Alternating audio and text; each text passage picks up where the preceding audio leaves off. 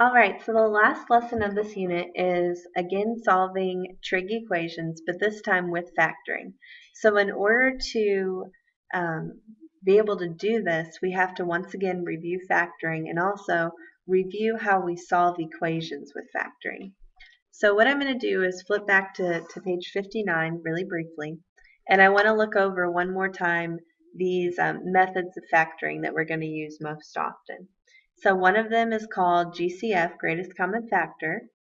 If you're looking at your example, you can see we've got three terms in this expression, and three of them have a sign x. So we can factor that out, set it outside, a set of parentheses, and then basically divide every term by what we factored out. And I call this what's left behind. So that's one method of factoring. Another method is called trinomial, where a equals 1. This is where you have three terms. Your first term is something squared and it has no coefficient in front. And what you're going to do is look for factors of c that add up to b, factors of the last number that add up to the middle number. So you can see in this example we did -2 and -1, and then you just plop them in the parentheses like so. And you can do that with trig functions as well. So you can see here we have a sine squared, a sine, and a constant. And it's kind of analogous to this problem with this trinomial. Just work it exactly the same, factors of 1 add up to -2, but instead of plopping x's in the parentheses, you plop in sine x. And then another method that we're going to encounter is DOPS, a difference of perfect squares. Basically what you're looking for is if you have an expression that has something squared minus something squared. Okay, so if you look at this example, it's actually easier than trinomial, where a equals 1, if you recognize it, because you just set two sets of parentheses, 1 plus 1 minus, square root the first term goes here and here, square root of the second term goes here and here. So that works even with trig functions. Perfect square minus perfect square, square root the first term goes here and here, square root the second term goes here and here, and then plus or minus. Same thing in this last example. One method that we didn't cover here is a trinomial where a does not equal 1. I am hesitant to show you that in a video. I know that a lot of you probably remember it, but I'm just going to try to create problems that don't involve those, and if we need to in class we might discuss it. But all these are examples of factoring. We still need to talk about how to solve an equation by factoring. So on page 74 is where we're going to do just a brief review of how to solve. So say you have something like x squared minus 16 equals 0. And hopefully you recognize that we're going to factor using DOPS and change it to be two sets of parentheses, 1 plus 1 minus, square root the x, put that here and here, square root the 16, put that here and here. So notice how this is a little different from the examples we just looked at, because here we have an equation set equal to something, which means we can solve.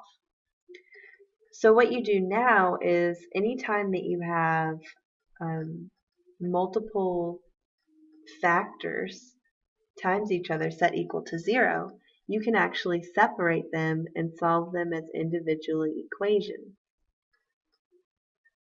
So that's what we're going to do here. And so x equals -4 and x equals +4. And if you plugged both of those back in, they would make the equation true. That's what a solution is. It's something that you can plug in and make the equation true. So let's do that with trig. So this was review.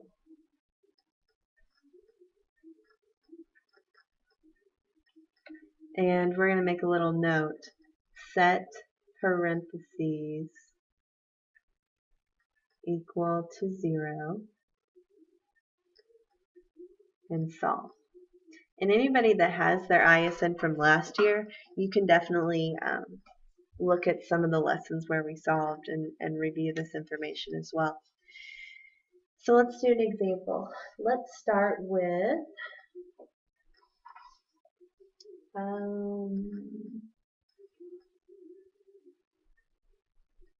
let's do one that's already factored for us. So example 1, say we have parentheses tangent of x plus 1 times cosine of x minus 1 equals 0. And you're told to solve this equation. Find all possible solutions for x.